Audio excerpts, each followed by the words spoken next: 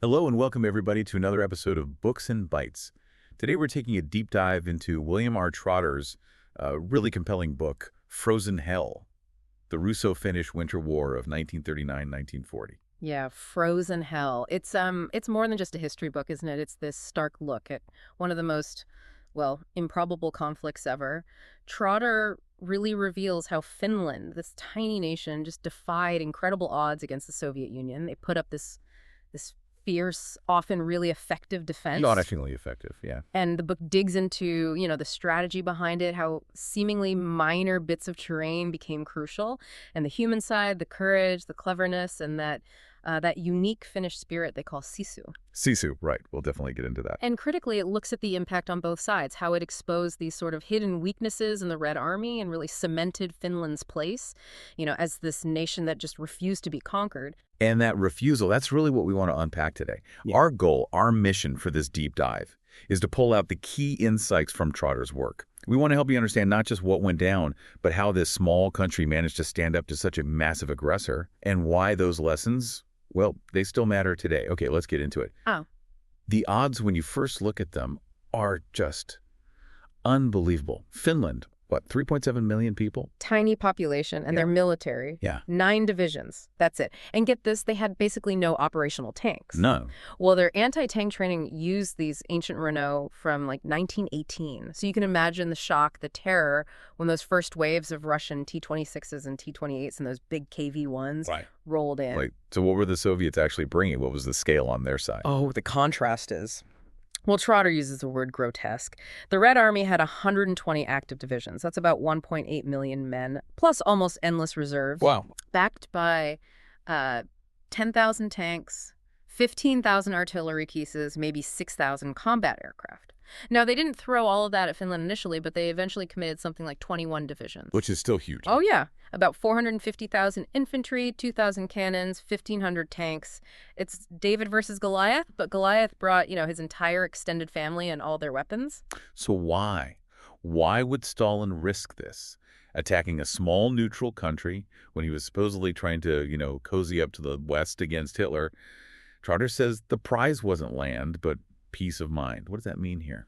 That's a really key point Trotter makes. Leningrad, the cradle of the revolution, culturally vital, was just 32 kilometers from the Finnish border, right there on the Karelian Isthmus. That close. Yeah, and Stalin felt isolated in Europe, terrified of Germany. So even though he wanted Western goodwill, he was willing to risk everything, provoke this war, just for that buffer zone, that extra security, that peace of mind. It shows how, intangible fears can drive huge conflicts. And the diplomacy before the war. It just completely failed. Mannerheim, the Finnish field marshal, he saw it coming, didn't he? Oh, absolutely. He basically told the president, Kallio, and the foreign minister, Urko, look, you have to find a diplomatic solution. The army cannot fight this. Stark warning. But they didn't buy it. No, they sort of discounted it. There was this almost naive belief that Stalin was just bluffing and that Sweden would jump in to help. Which they didn't, not really. Not in a meaningful military way. Some volunteers, sure. They sold some arms, maybe a bit cheaper. But no formal military alliance, no troops. Finland was on its own. And then came the pretext for war, this Manila incident. Right, the classic false flag. The Soviets shelled their own territory near this village, Manila, and immediately blamed Finland. The Finns denied it straight away, said, our guns aren't even in range. But Molotov, the Soviet foreign minister, just completely ignored them. The fix was in. The stage was set for, frozen hell. So the war still is. And the Soviet plans were ambitious, is putting it mildly. Breathtakingly ambitious. 7th Army hits the Mannerheim line, heads for Helsinki. 8th Army tries to flank the line from the north. 9th Army aims to cut Finland right in half at its narrowest point, seize Oulu. And way up north. 14th Army in the Arctic goes for Petsamo and Rovaniemi. Stalin genuinely thought, the whole thing would be over in maybe 16, 18 days. Yeah. Tops. Just roll right over them. That was the plan. But Mannerheim, he knew the reality. Finland couldn't match Soviet firepower. Their training between the wars, it was all about being lean and mean, fighting without heavy support. The strategy had to be delay, inflict pain, and just hope like hell for outside help. And that initial shock of the tanks, that terror we mentioned. Yeah. How did they turn that around? That's where the Finnish adaptability and this idea of sisu really come into play. It's amazing. Trotter describes these swift, silent ski troopers, totally camouflaged in white, just appearing out of nowhere, ambushing these huge, clumsy Soviet columns. Using the environment. Totally. Demolitions, mines, ambushes. They brought whole divisions grinding to a halt. Snipers were devastating. Their camouflage was so good, Soviet patrols would pass literally meters away and see nothing. Incredible. And sisu, it's more than just guts, right? Yeah, it's hard to translate perfectly. It's like Yeah. courage, yes, but mixed with stubbornness, resilience, a kind of fierce backwoods grit. It's what let them adapt, turn the snow, the forest, the brutal cold into weapons. So Mannerheim, he's directing this from Mikkeli. Right. And his orders were pure pragmatism. He's telling these improvised units, hold on as long as you can, but pull back before you get surrounded. Help is coming. Even when he knew privately that help probably wasn't coming for places like Salo. And it shows you something when the Russian advance, even where there wasn't much fighting, like towards Suomussalmi, was crawling along at maybe 2 or 3 miles a day. The terrain, the conditions, the Finnish resistance, it just bogged them down. Let's talk about the Mannerheim line itself. It has this almost mythical status. It does. And Soviet propaganda afterwards really played it up, to make their eventual breakthrough seem more heroic. The Finns, after the war, sometimes downplayed it. So what was the reality? Trotter clarifies it wasn't some super fortress like the Maginot Line. It was more a series of strong points, reinforced concrete bunkers, yes, but it relied hugely on the sheer determination of the Finnish soldier holding it. The line was strong because the things in it were strong. Makes sense. And the fighting there. Taipale, for instance. Trotter calls it a slaughterhouse. It really was. Meretskov, the Soviet commander, wanted to draw Finnish reserves there. The landscape itself helped the Finns' natural moats, good defensive ground. They even used deception, making one area look like a good spot for a landing, luring the Soviets into a kill zone. And these Finnish coastal defense guns, 6 inchers, incredibly well hidden. Daily air attacks never knocked them out. The first big Russian assaults in early December met with sniper fire initially, then just walls of lead. One attack lost a third of a division killed or wounded. Just devastating losses. And then the weather intervened. A sudden freeze turned the Vuoksi River ice into this perfect exposed approach for the Soviets, until the Finns caught them on it. 3,000 Russian bodies left frozen on the ice. The Somme in miniature, as Trotter puts it. Just brutal. That image. Oh. Wow. Okay, moving southwest along the line to Suma. This was another critical point. Absolutely critical. And here, Meretskov was more methodical. He stockpiled, Trotter says, literal mountains of artillery ammunition. On December 17th, they unleashed this staggering 5-hour bombardment.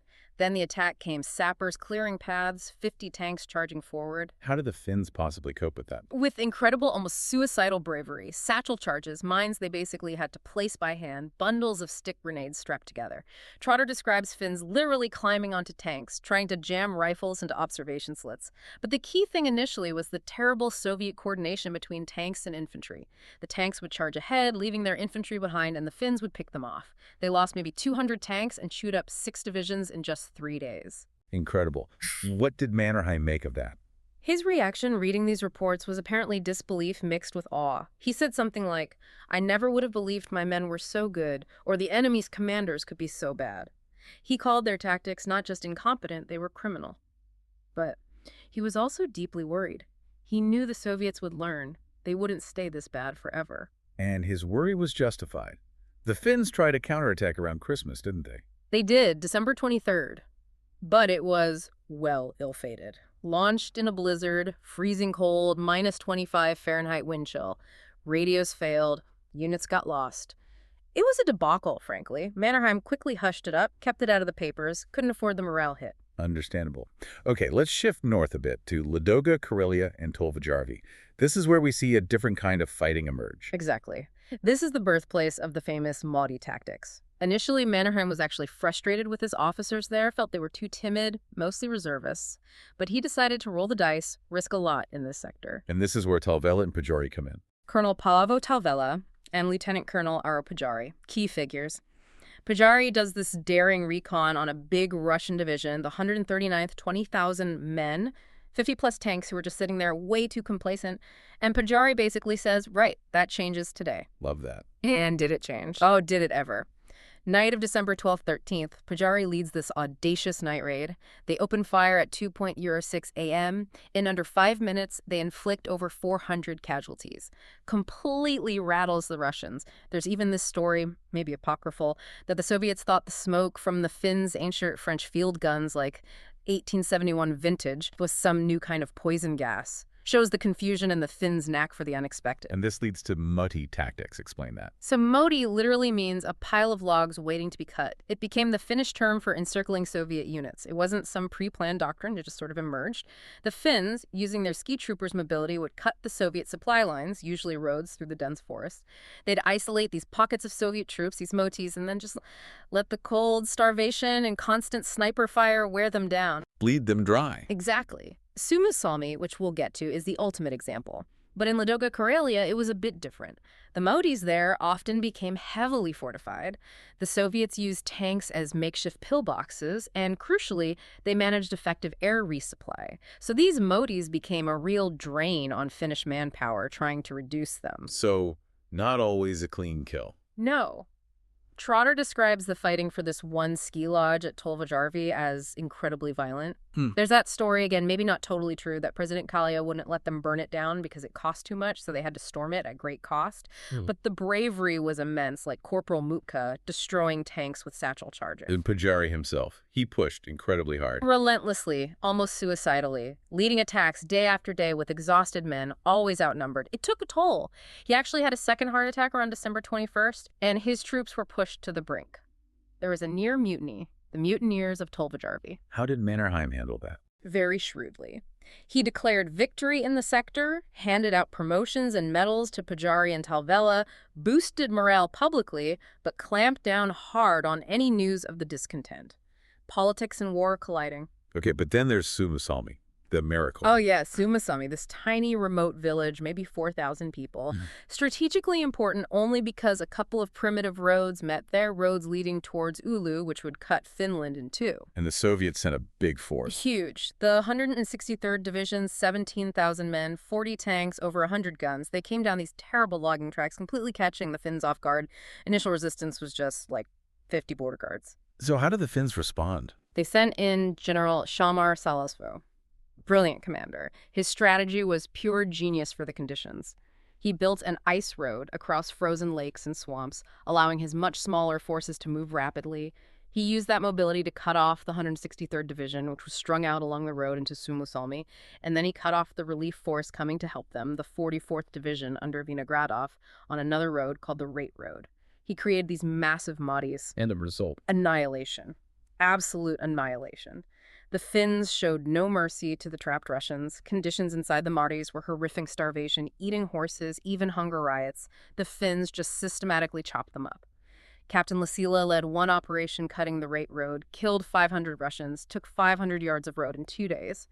The Finnish Bofors anti-tank guns proved deadly against the Soviet tanks, often needing just 2 shots. What were the final casualty numbers? Appalling. Around 5,200 Russian dead just in Suomussalmi village. Another 2,000 to 3,000 on a frozen lake nearby. Over 2,000 more in the forests along the Rate Road. The commander of the 163rd, Zelentsov, his body was never even identified.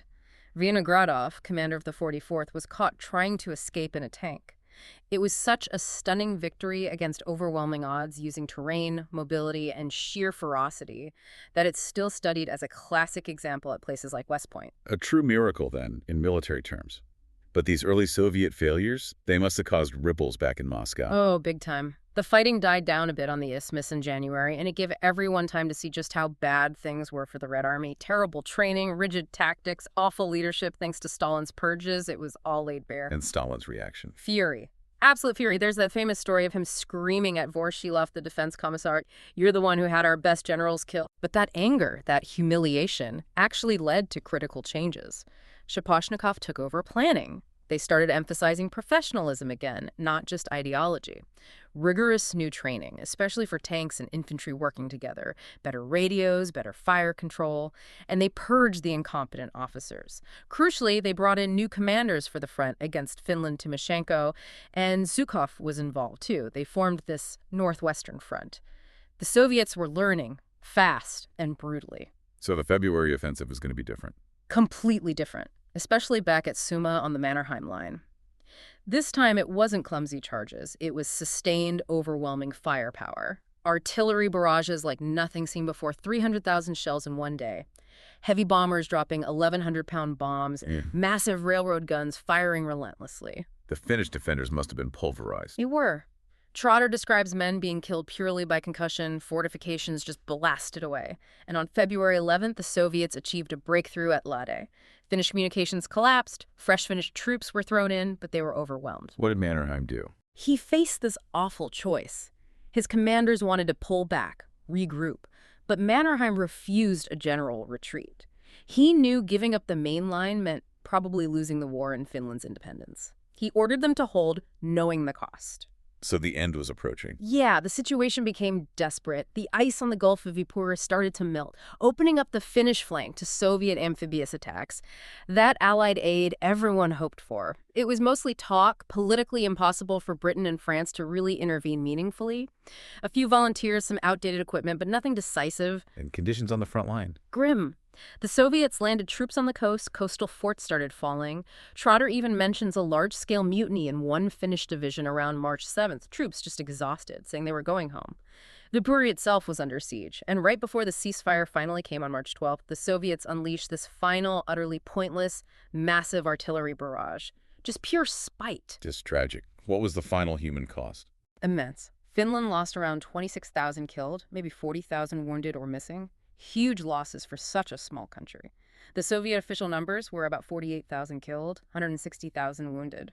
But Trotter estimates higher. Much higher, based on later access to Soviet records. He puts Soviet KIA somewhere between 230,000 and 270,000, with maybe 300,000 wounded and 25,000 missing, just staggering losses.